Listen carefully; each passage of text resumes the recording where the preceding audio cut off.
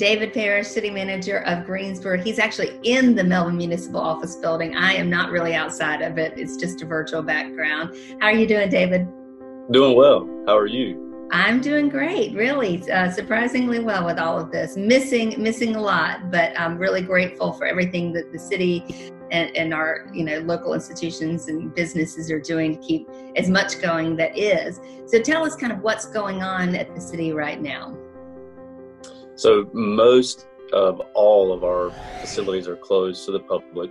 The only space that we have open is the Melbourne Municipal Office Building, only from 10 to 3, and that's primarily for customers that need to pay a bill in person. So those that just don't have an ability to pay online, but we're still encouraging where you can to call, make a phone call to place a call for a payment, or go online for a payment.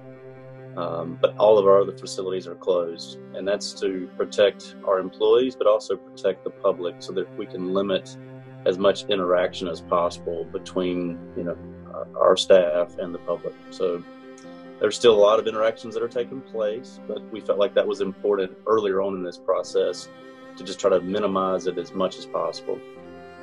And the payment facility here has a fully glass partition, so the only transaction would be, when they're wearing gloves, would be from the payment that takes place. But there's a glass partition there separating our employees from the public too. So.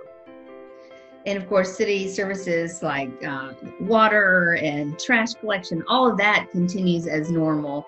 And so we're not seeing any interruption as far as that goes. No, we are fully deemed essential. We're as a governmental function. So a lot of things you just described that people, I wouldn't say take for granted on a daily basis, but a lot of people just don't know how it all works. We still have our employees here making sure that the water is treated so that it can be drank, used. We have fire, police, trash collection, inspection services is still going on. Construction is still allowed, so we're available there to inspect and then provide for permits for construction. So a lot of our functions still have to go on. But earlier on, and we still continue to say, where it's not truly an essential function, we've asked employees to stay home, to telecommute, to do some job sharing or kind of schedule shifts around, so we don't have to have as many people even here in this building or in other buildings physically as much as possible, even for our staff-to-staff contact. So we try to, like most places, try to adjust schedules accordingly so we can, again, keep everybody safe and keep everybody healthy. And then some of those services, like the libraries and parks and recreation, while we know that greenways and trails are open, playgrounds are closed, and libraries are closed, but they've turned into doing some creative ideas with virtual programming and play at home and crafts and story times and all kinds of great things. Yeah, our parks and recreation and our library staff truly are the best in the state, if not one of the best in the country, and I say that with all confidence. And so they've led the way with a lot of these online programs that a lot of facilities now and a lot of cities have started to emulate. We've been recognized even for some of that online programming that we're doing, because we recognize that people still need to be able to recreate. They may not be able to be in person, but there are things that people can do at home, and so we're just trying to help facilitate that. And our staff has done a great job of trying to put good content online and available for people to participate. And of course, city council meetings have even gone online as well, including with public comments and the councilman from home talking through Zoom and other online platforms. This really has people thinking more creatively, or in new creative ways, I guess we should say. Do you see that kind of just rolling more and more as we think about going back to some kind of new normal? Yeah, I do. And we're asking our staff to even think through that here with our operations is, even as things are allowed to open back up, what should be opening back up? What services could we do better remotely? So we're in a kind of a learning phase and a preparing phase for kind of the next round or next version of whatever this is. This is new for everyone. Our peers, cities and counties across the country and even the state are are learning as we go. But we've got a group of employees that we've tasked with planning ahead and thinking through, what does October look like? What does next year this time look like? How should we maybe modify some of our programs, some of our policies, maybe even some of our ordinances to better prepare for the next time or for the long term of what a new normal may be.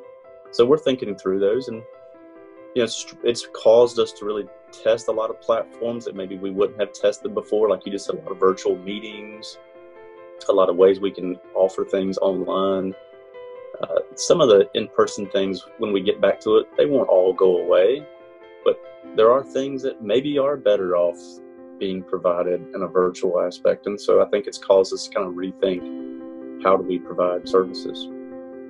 And of course, you have partnered with the United Way, and I know that there have been some grants to some of our small businesses and nonprofits who are working really hard with the city to get services to people who need them, including food and education and housing and so many other things.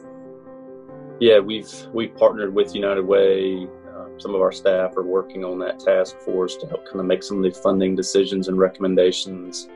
So we've given things for business disruption or United Way, excuse me, they've really been the lead on this. But United Way is broken it down into education, housing, business disruption, and employment factors too. So there's a lot of resources out there for people that need it. There's a lot of good information. The libraries have been a good resource for providing that information for small business loans. The Chamber of Commerce has done a great job too, of kind of pulling together a lot of good resources that are available for people to answer tough questions, because this is a tough time. But I think there's good information out there, resources available if you need it. Our website's a good source to kind of go and start from. But again, like you said, any of our partners, the Chamber, United Way, the Community Foundation, the Guilford County website, you can provide a lot of good information online. David, looking ahead, how do you feel about Greensboro's ability to bounce back after this? I am big on Greensboro, period. I think Greensboro is a great place to live, to work. I know it sounds cliche, but I know you feel the same way. You've done a great job even with this programming for the last few years. You've lived it, you've seen it. We all do. We know it's a great place.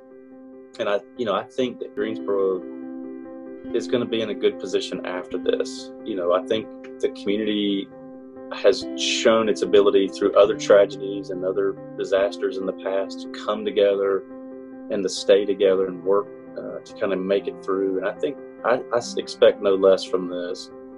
And I think what Greensboro has that a lot of the larger cities don't is we have a true sense of community. And I think that's really showing through. And I read even an article this week where it talked about some of these larger cities. A lot of people are really reflecting on, if I can telecommute or I can work remote, do I really need to live in this large metropolitan area? And maybe it wouldn't be so bad to move to a place like a Greensboro. So I don't mean that as an invitation for new people to move here. I think it's more of a reminder for us that have chose to live here that this is a good place. Places like Greensboro, I think, are where you want to be going forward. And I still think that we're going to be a great community after this even. So I'm really continue to be big and proud of Greensboro. I join you on that for sure. David, thank you so much. And of course, like he said, you can check out the city's website for more information about the virtual programs, about all the different city services that are still ongoing and how you can access them. It is greensboro-nc.gov. And David, thank you. Stay safe. You too. Good seeing you. Good to see you.